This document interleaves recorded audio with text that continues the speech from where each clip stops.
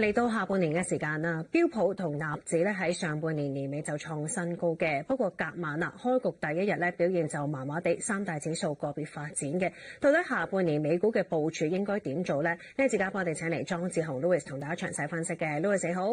Hello，Mavis 你好，大家好。好啊，嗱我哋先回顧翻上半年表現嚟睇啦。歐洲方面高息股表現就最好嘅，雖然標普指數咧創到新高啦，但其實佢都仲係落後緊嘅喎。我哋望住技術突破啦，大家通常都係講向上嚟睇噶嘛。知道你都準備咗幾個圖表，可唔可以同大家進一步去分析下嚟緊下半年啦，進一步突破嘅機會又有幾大呢？好啊，咁我哋啱啱過咗半年結啦嚇，咁就好似你咁講，就先即係回顧一下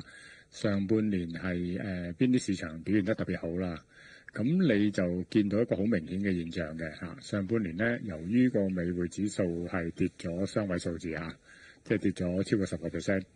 咁所以導致到咧就非美嘅股市咧就係做得特別好嘅嚇，咁就你見到啦嚇，咁啊尤其是特別做得好咧就歐洲咯。咁因為歐洲嚟緊咧就會係加大個財政刺激措施啦嚇，尤其是喺軍備嗰方面啦嚇。咁所以你見到即係如果你話主要國家入邊咧，德國佢嗰個未來投放喺軍備嗰個資源咧係最明顯增加嘅。咁所以你見到咧就德國股市咧連埋歐元嘅升幅咧係講緊升咗35%啦嚇。咁而價值型嘅類別咧嚇，即係如果你歐洲咧價值型例如啦嚇，即係譬如銀行股類啦、金融股類啦嚇，咁啊帶動。即係嗰啲高息股個表現咧，仲係跑贏添嘅，你見到嚇。咁啊，連埋歐元個升幅咧就升咗41%嘅嚇。咁中國咁由於人民幣啦嚇，咁同埋港幣啦，港幣就掛鈎添啦嚇。咁啊，人民幣個升幅就絕對冇歐元咁高咁多啦嚇。咁所以都有啲升嘅，咁但係問題係大部分 MSCI 中國嗰啲股票。都係用港元計價嘅嚇，咁雖然個業務有好多都係中國啦嚇，咁就係人民幣嘅影響會喺度啦嚇，咁所以你見到由於個貨幣冇升咁多咧，咁你見到 MSCI 中國咧就都唔錯嘅嚇，升接近18%啦嚇，咁啊跑贏新興市場嘅，咁新興市場就比之前嘅做得好好嘅印度啊就拖累咗啦嚇，咁所以你見到咧就。即係反而新興市場咧個表現係唔及即係 MSCI 中國嘅嚇，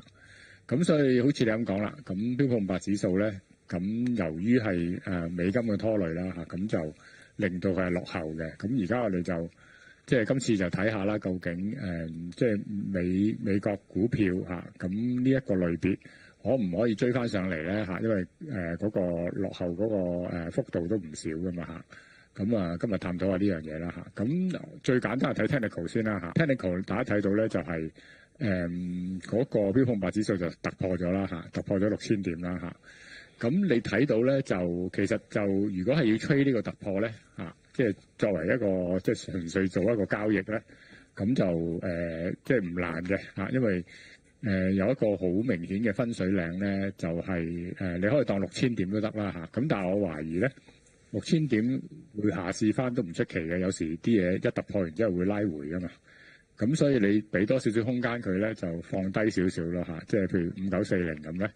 就係條牛熊分界線咯嚇。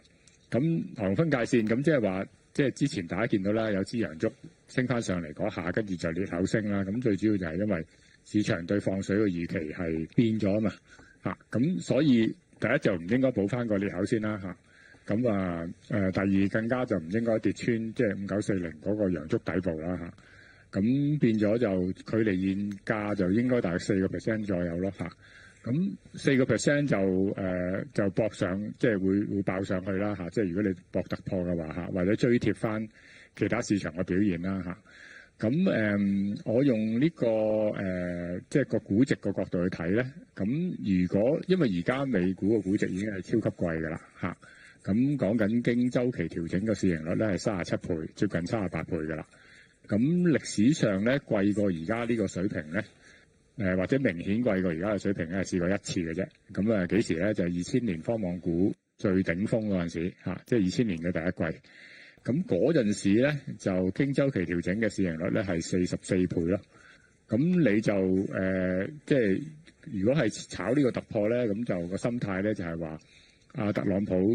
換咗聯儲局主席嗰個之後咧，換咗一個好夾嘅主席啦，咁啊會係咁放水啦嚇，咁就即係令到個股市係有一個超級亢奮啦嚇，咁推高個估值就去翻即係頂峰個位，你當個 target 就44倍啦。咁如果44倍距離而家個估值水平就仲有2成嘅升咯，咁即係個 trade 就係話你4%搏唔搏20%啦。咁當然個大前提咧就係話要個通脹咧係穩定嚇，甚至乎回落先得嘅嚇。咁如果聯儲局而家咧個情況咧就係話佢即係應該會係放聲氣啦，就係話講咗先嚇，因為出年咧鮑威爾先至任期滿啊嘛。咁啊講咗先有一個下一任嘅聯儲局局長係邊個嚇？咁當然嗰個如無意外一定係會揀個好夾嘅人出嚟啦。咁嗰樣嘢咧就睇下個市場反應係點啦，同埋個通脹到時個預期點樣變化啦嚇。因為咧嗱，大家可能今日都有聽過嘅嚇，咁就係標普500指數出咗黃金交叉噶嘛。咁過往其實如果70年代到而家啦，1975年到而家啦嚇。咁就試過25次嘅，今次係第26次。咁嗱，而家你話下半年展望啊嘛，咁嗰25次入邊咧，我哋見到咧係有3次係負回報嘅，咁即係其實升嘅比例係明顯高過跌嘅比例嘅嚇，即係如果睇6個月嘅話嚇，咁接近88%或者接近90%係升嘅機會嚟嘅嚇。咁但係嗰3次跌嘅咧，其中有2次咧就係通脹控制唔到嘅時期嚟嘅，即係70年代77年同78年。咁另一次咧就係打仗嘅咁今次都有少少呢個背景啦就係90年打波斯灣戰爭之前係啦，咁個風險就喺呢一度咯咁就同埋咧另外一樣嘢，大家咧因為正話我哋講 technical 咧就純睇指數啊嘛，咁除咗睇指數之外咧，我哋仲要睇另外一樣嘢咧，就係話究竟個參與度即係破頂股票嘅參與度夠唔夠嘅？咁其實今次就好唔夠嘅。因為今次咧破頂嘅時候咧，得22隻股票創新高嘅啫，標普500指數入邊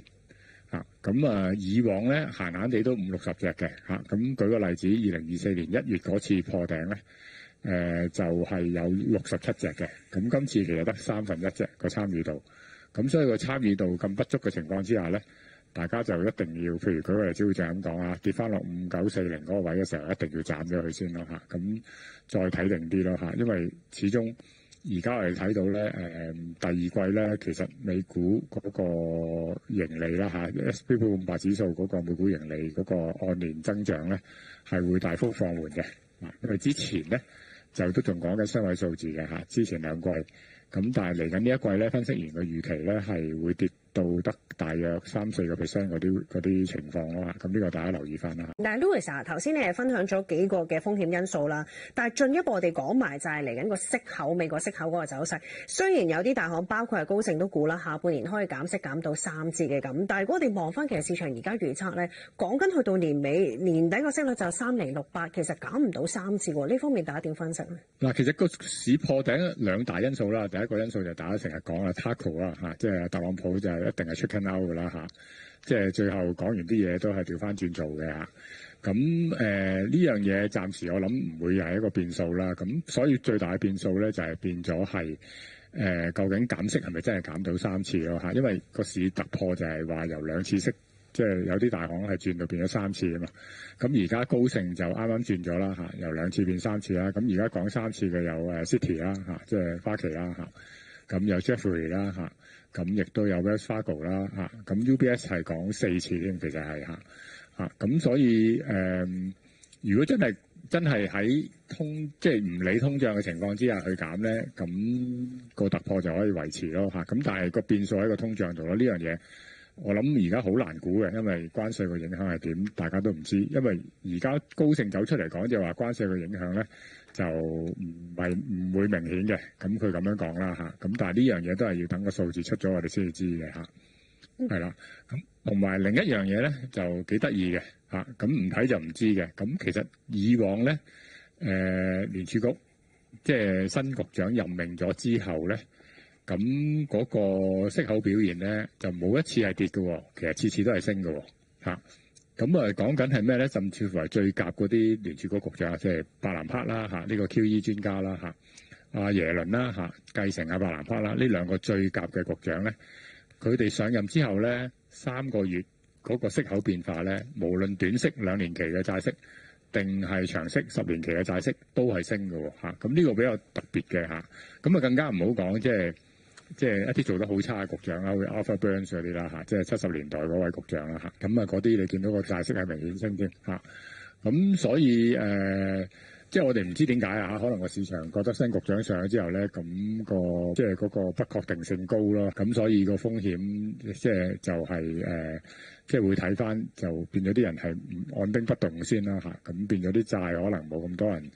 即係參與嘅時候咧，就令到個債息係升嘅嚇，每一次都係升嘅。咁過往講咗7個局長咧，上親場都係升嘅個債息。咁啊 Louis， 我哋如果進一步想評估埋美股係咪有機會再突破再升，有啲咩指標可以睇咧？長債息同商品表現係咪都要值得留意住咧？都係嘅，因為我哋淨係睇，佢淨係咁講啦。如果你淨係睇住個指數嘅表現咧，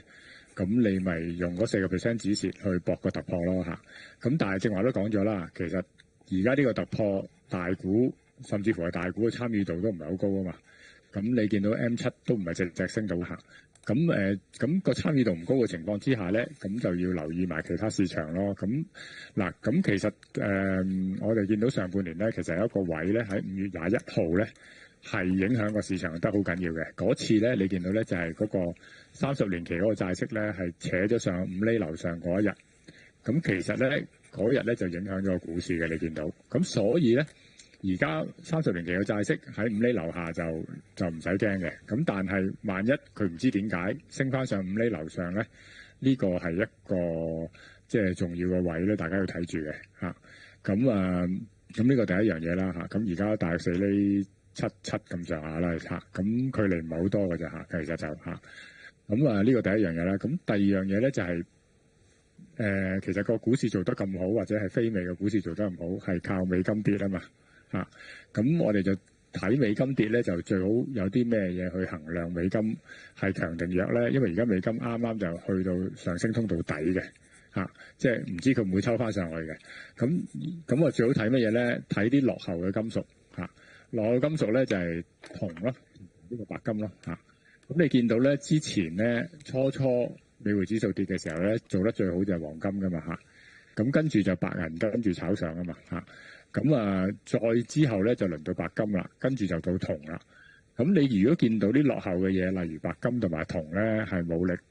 調翻轉頭，